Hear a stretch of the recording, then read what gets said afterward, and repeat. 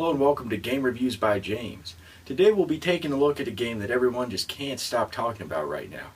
Taking a look at Super Mario Maker for the Wii U.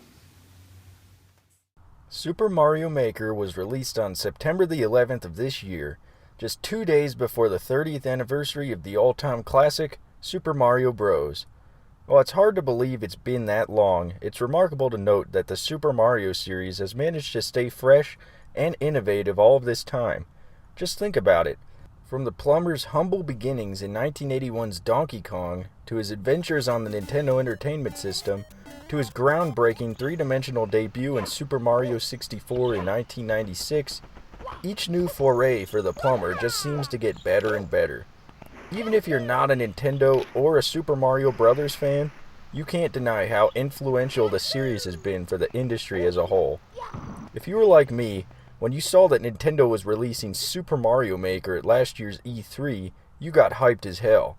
At first, Nintendo showed off being able to build levels in the classic Super Mario Bros. Style, as well as the modern new Super Mario Bros. U style, which I thought was cool and all, but the absolute icing on the cake was when they revealed that players would also be able to create courses in Super Mario Bros. 3 style, as well as Super Mario World, which, as it happens, is my personal favorite Super Mario game of all time.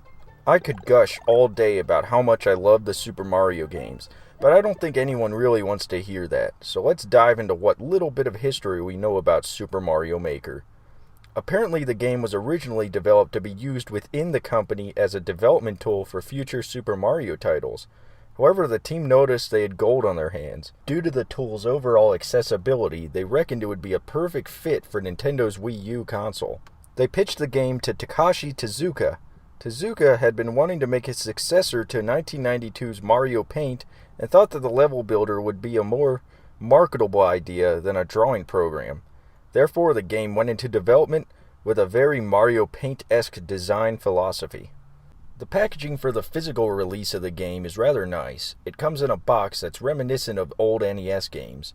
Inside the box, there's a nice art book that has codes for levels to play, as well as the original sketch drawings for World 1-1 of the original Super Mario Bros.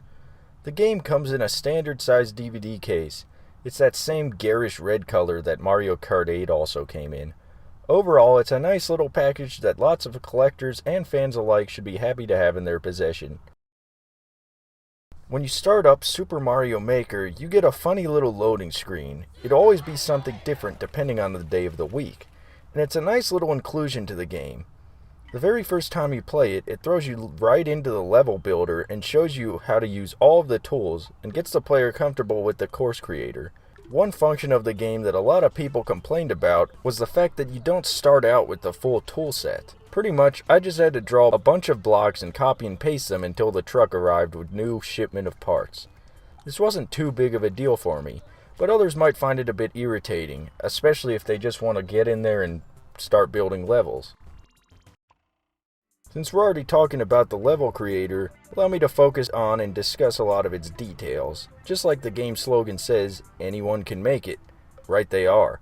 The level creator is incredibly easy to use. All the player really has to do is draw what they want to create on the gamepad screen. You can place power-ups, enemies, coins, anywhere you'd like. Using the slider on the bottom of the screen, you can increase or decrease the length of your level to your overall liking. You can even put a pipe that'll warp you to another screen if the level isn't long enough for you. The puppy dog for Mario Paint acts as your undo button. So if you make a mistake, you can click the puppy and it'll bark and undo the last thing you just did. The rocket, also for Mario Paint, is essentially a screen nuke. Simply hold it down for a few seconds and it'll wipe the screen. The buttons at the top right are for the course bot, which is where your levels are stored. The top bar is reserved for stage elements and enemies, as well as power-ups. To check out your full arsenal of items, simply click the down arrow and select the object you want to use. Another really neat facet is that some of the objects have alternative states. If you shake an object, it'll sometimes transform. For example, shaking a green Koopa Troopa turns it into a red one. It's neat that instead of making all of these elements individual and making players look through a giant list, They combined like elements. It's this type of design that makes the game feel less overwhelming, as well as giving it room to expand. Another neat feature is combining elements together. For example, dragging a mushroom onto a Goomba enemy will make it bigger. That also means if you wanted to make a King Bowser with a hammer brother or a cannon on his back, you could do it. The window on the top left will change the theme of your level to match the style you picked. It's here where you can also pick the background, such as being underground, on an airship, even underwater. Noticeably absent, however, is the nighttime levels. It's impressive, though, how they managed to streamline the settings for all 4 games. It's especially spectacular that it takes just one click of a button to switch it all around. For me, the most commendable aspect of the level creator is the speed in which it does all of this. It's pretty much instantaneous. The level editor seems to be able to handle everything you throw at it without hiccuping. I've heard that the stage creator does have some kind of limit as to how many elements and items you can lay, but I've never even come close to eclipsing this, though I am sort of curious to try it out now.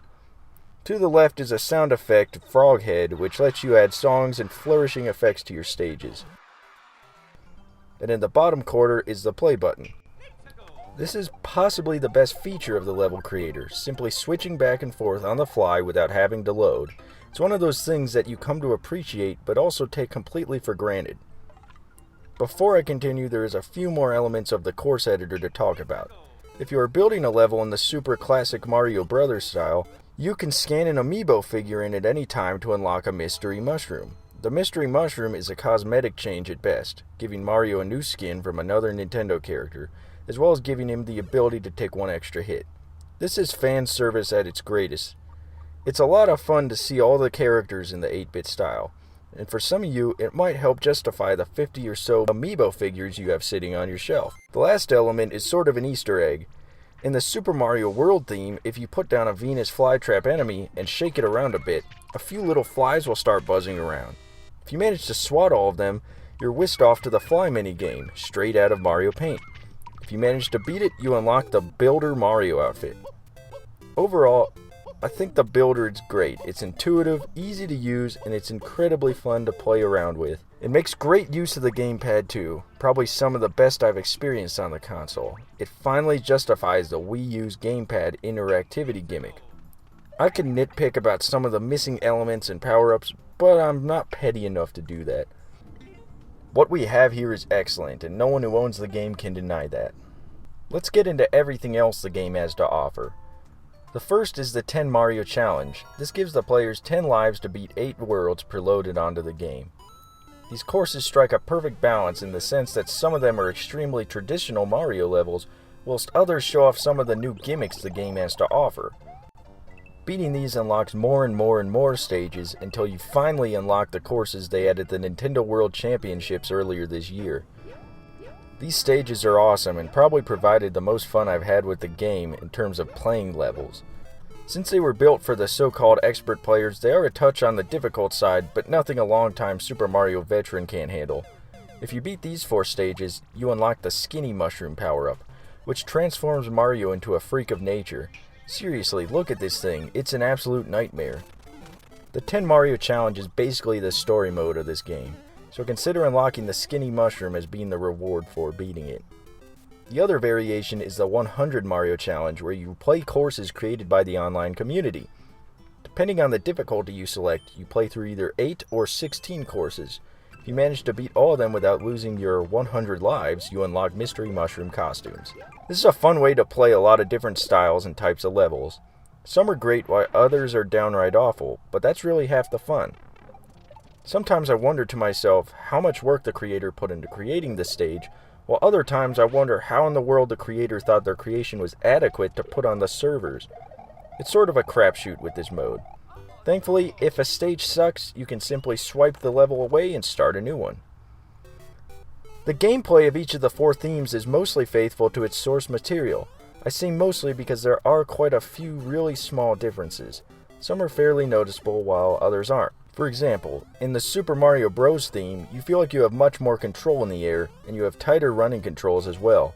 This change is absolutely welcome because it enhances the classic experience. The Super Mario World theme felt like it was lacking the most, possibly because it's the most unique of them all.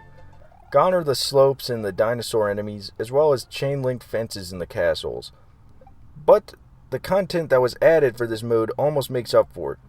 Yoshi is back and exactly like he was in the original. He can even come into ghost houses and castles.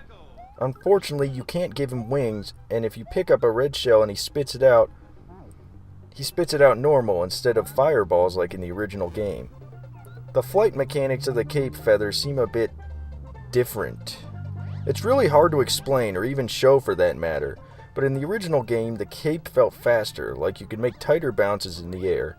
It also felt like it had better momentum.